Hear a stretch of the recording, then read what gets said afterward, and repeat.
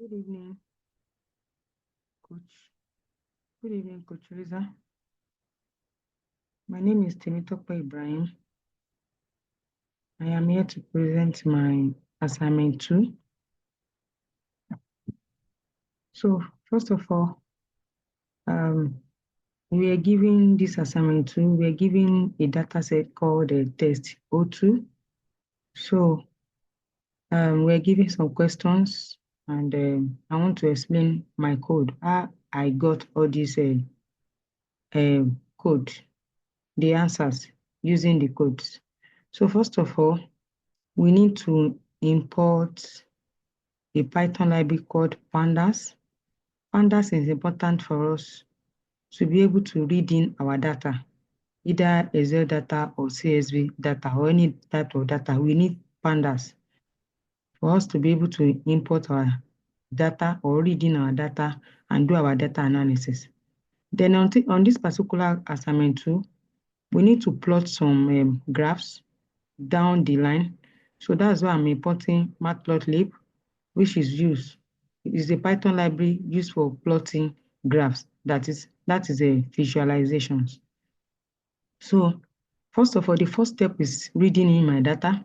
I read the data set named test O2, which is a CSV data. I read it into a variable called my df. So the second question says we should display the first 3 rows of this data frame. That is my df. So because it's the first 3 row, I have to tell the function, I have to input 3 into the function. If it is the first 5 row, I don't need to input any number there because the question is specific that it should be the first 3 row. I have to input 3 there. So you can see that I have my first 3 row in the 0, 1, 2. So that is that. Moving on to question 3. The question says I should drop a particular column named model. So if you go up from this first row, you see that there is a particular column named model. So the question 3 is telling us to drop the column named model. So I'm using this function to drop the model column, my df.drop. Then I'm telling the function that I want to drop a column named model. That's why I say column is equal to model. So, and it brought out an input. If you check this input now, this is ID, range, value, type, zip. You can see that there is no more model there. So I have dropped it. That is, I have deleted the column. Then number 4. So number 4 is telling me that I should permanently delete the model column. Up there, I just remove the column. So if I want to permanently delete the model column here, what I need to do is to reassign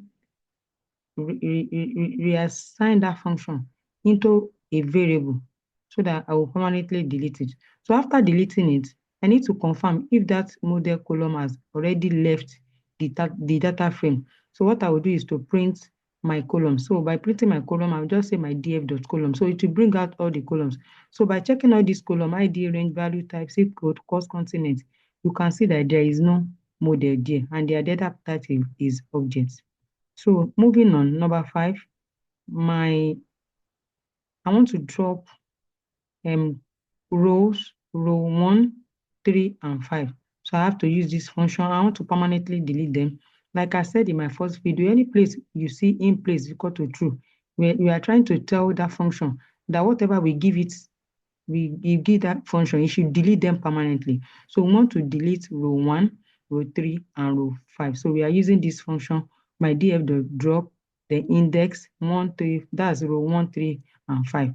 So after doing that, we want to be able to confirm if we have actually deleted it. So I'm telling it to give me the first 4 row of the data set after permanently deleting row 3 and 5. You can see that there is no row 1, row 3, row 5. You can see after this 0, there is no 1. After 2, there is no 2. Then after 4, there is no 5. There another one is 6. So you can see that they have been deleted permanently. Then the question asked me to find the mean of the range column. There is a range there is a column called range. You can see it here. So the next question, which is question number 6, is telling us to find the mean of the range the mean of the range column. So this is the mean of the range column by using my df range dot mean. So to bring out the mean, this is the mean of the value in that column. So our number 7, we want to be able to count the occurrence of f in the type column. We have a type column too. You can see the type column here. So we want to be able to count it. Then we want to be able to replace where there is f, we want to be able to replace it permanently with AAA. You can see it here.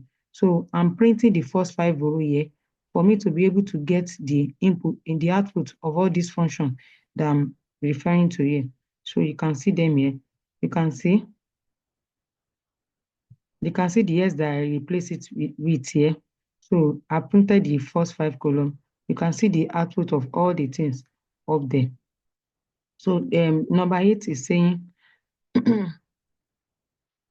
number 8 is telling me that I should permanently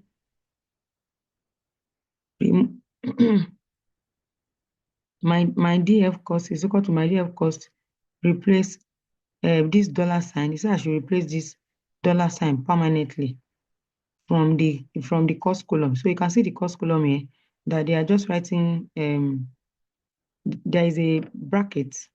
Yes, this is a bracket, and there is a dollar sign, but it's actually a cost. So on a normal day, it's supposed to be only numerical values. So we can see that we have like a special character and a dollar sign there.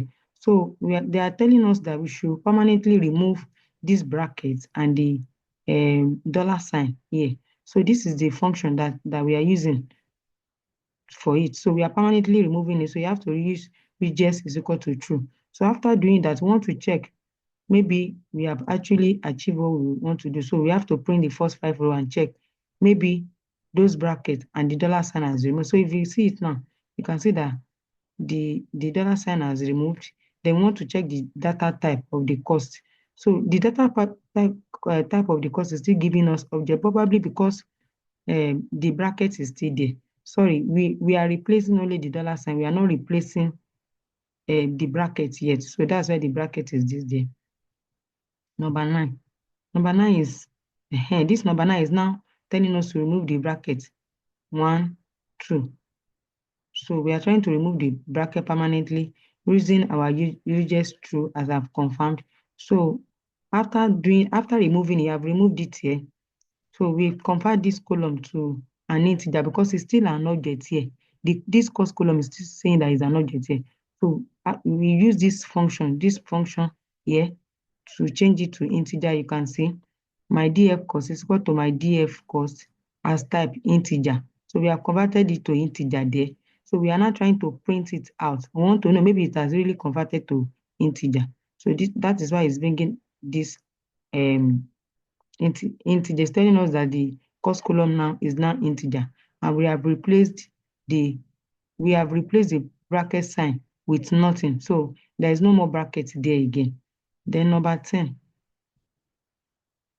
we are asked to find the average cost of the column. The average, of course, means mean. So we are trying to find the mean of the cost column. So and we are trying to group it by each continent.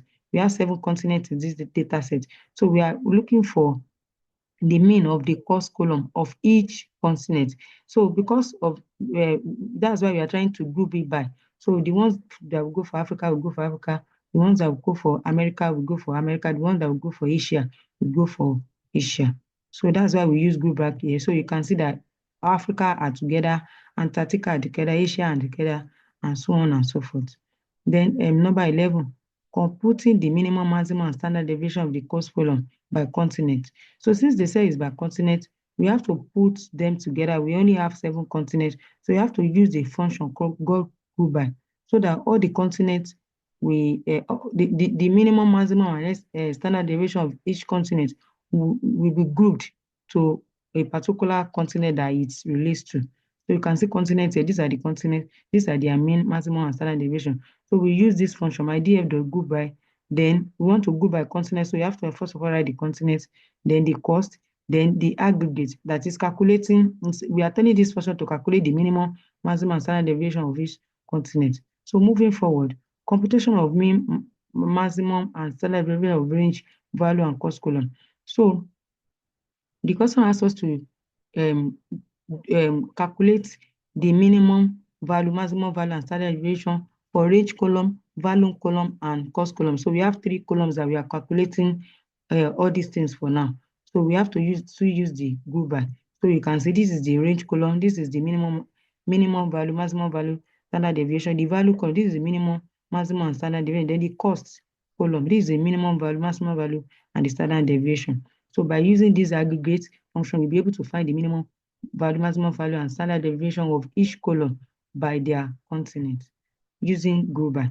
So the number 13, so we are asked to plot the mean for range value, and cost column. So this is how to plot the graph. So because it is by continent, you have to be using your group by. So because we use group by the continent, you can see Africa here. Let me show it very well. You can see Africa, Antarctica, Asia beneath all these places. So because we have used group by, then we now say plot the show so that it will show the chart, the visualization. So the kind of visualization we are using here is the bar chart. You can see kind bar chart. So we are trying to plot the mean. So you can see blue for range column, orange for value column, then the green for the cost column. Moving forward, number 14, we are trying to count the number value count. We're trying to count the number of times each continent appear in the data set. So North America appeared like 143 times, Africa appeared 143 times. So this my df dot value count, we are counting the number of times the continent appear in our data set. So now we know this is the value of the value or the count of times this one appears. So we want to convert them into a percentage to give us the proportion. So that means in our data set, North America appeared like 15% of the total data set. So that's why we are saying my df continent dot value count. It should count the number of times, but now it should normalize this and show us as a percentage. So we can see North America has 15%, Africa has 15%, Asia has 13%, and so on and so forth. And the data type is float because, of course, it's at 12 is in decimal points. So this one, print my df dot continent dot unique. So it's listing the distinct value in the continent column. So it's giving us each value of what makes up that continent. That is the distinct value of the continent column.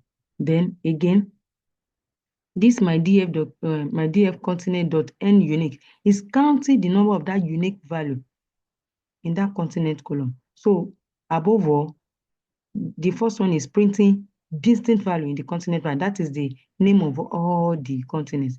Then this one, the n unique, is counting the number of those unique value. So which is 7. So if you count it one after the other, all the continents are 7. So that's what that one is saying. Then value under my df cost. So we are considering the cost column. We want to count the number of times each of these costs, 56, 35, $73, $54, and 7 appear. So we are counting them. $56 appear 20 times, $35 appear 20 times, and so on and so forth. So number 17 is asking us to interpret that, and that's what I just explained, that each of these costs appear so times. You can see the count, you can see the cost, and you can see the count there. So now we are trying to plot the histogram of the cost column. This is the histogram of the cost column. So you just say my df cost dot east and put the parentheses. Then you say plot true. Of course, it will bring out the histogram. So we want to perfect our visualization. That's why we say, okay, we write the function again, then we say bin is equal to, so this bin is just to give us a resize so that it will give us a very good visualization, a very good details of what we are trying to visualize. And you can see that it's more better than the one up there. So this we are asked to count the missing value in the zip code. So my df zip code is now.sum is the function that is used for this. So in the zip code, this is the result is a broad file for us. So in the zip code, it means that we have 9 missing value in the zip code, and the data type is a integer, as we can see, is a number. Then again, we are asked to dropping rows containing missing value. So you ask to drop rows containing missing value. So after dropping the rows containing the missing value, we want to be able to know the remaining value. So this function will drop drop now, mdf dot drop now dot shape 0. It will drop the missing the rows containing missing value. Then it will now give us the remaining value, the number of the after removing the missing value, the remaining numbers in the data set to give it us. So it's giving us, after removing the missing, it's giving us 936. Then my df type dot value count drop now is equal to displaying missing value in type column. So this one is, we are checking the missing value in the type column. You can see we have a 2. This none, we have 2 there. So moving on, we are replacing the missing value with fill. So that's another function that we use to replace the missing value. My df type, so we are still considering the type column here. So we use fill function. So we are replacing SSS. So after replacing it, we are going to, we are replacing all the missing value with SSS, like triple X.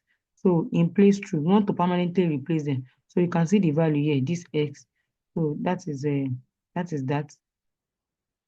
Then drop this one, we are trying to drop the rows containing the missing value and showing the accounts afterward. So this function, my df.drop now, is used to drop the row for the missing value permanently, because any place you see in place true is equal to, we are trying to do them permanently. Then my df.shape, so it's after trying it, is giving us the total number remaining there. Then this number 25, setting ID as index, remove index name and receive where ID is 70. So my df dot set is equal to underscore index ID, replace, we are trying to do this permanently. My df dot index dot name is equal to none. Print my df log 70 value. So the answer is 24 here. So lock and iLock is used to select, is used to retrieve a particular value from rows and column. But lock is used to retrieve like a numerical value, while iLock is used to retrieve numerical value. So that is that. Number 26, my index dot my df dot index, my df dot column, my df dot shape. So all these things, we are trying to print them. You can see them here. These are the index. Then these are the columns. Then this is the shape. This is the shape here. These are the column here. All these range value types code. This is the shape here. So it's my df dot shape is trying to tell us 938 rows after deleting all the missing value and six columns. So we can see them. So after that, displacing column names and shape. So you can see all these functions, we brought out all these answers for us. So like I explained earlier, that this lock and iLock is used to retrieve rows and column in a data set. So we are using this describe function to be able to retrieve the first row, which is 0. You know, our index is always 0. The first row and the third column. The first one is always row and the second value is always column. So the first row and the third column. So this output now is giving us the first row of this data set and the second and the third column of this data. So the answer is 938. iLock is used to retrieve a numerical value, while lock is used to retrieve a categorical value. So number 28, sorting values count of continent by frequency and alphabetically. So we want to be able to sort. Our sort method, of course, is used to sort columns. It can be numerical, it can be categorical. So the first one, we are sorting it, we are sorting the value like we are sorting the value. Then this second one, we are sorting by the index. alphabetically and by the index. Then, like I said, my df.lock, lock is a function used to retrieve value in a data frame or in a data set. So this function is telling us that we want to retrieve the first row, the third row, the fifth row, the seventh row. So you can see them. So when we run this function, it will bring out it will bring out the answer for us. So the last one, like I said, lock and iLock can be used to retrieve values in a row or in a column. So we are trying to use this function to tell the data frame that we want to retrieve a particular value in the zip code where the value is IMGMFY. So the value that is assigned to this particular categorical data in zip code is 28. So when we run it, it brought out the 28. Like I said, iLock and lock to is used to retrieve data or value from a column and a row. So this is the end of the presentation for assignment 2. Thank you for listening.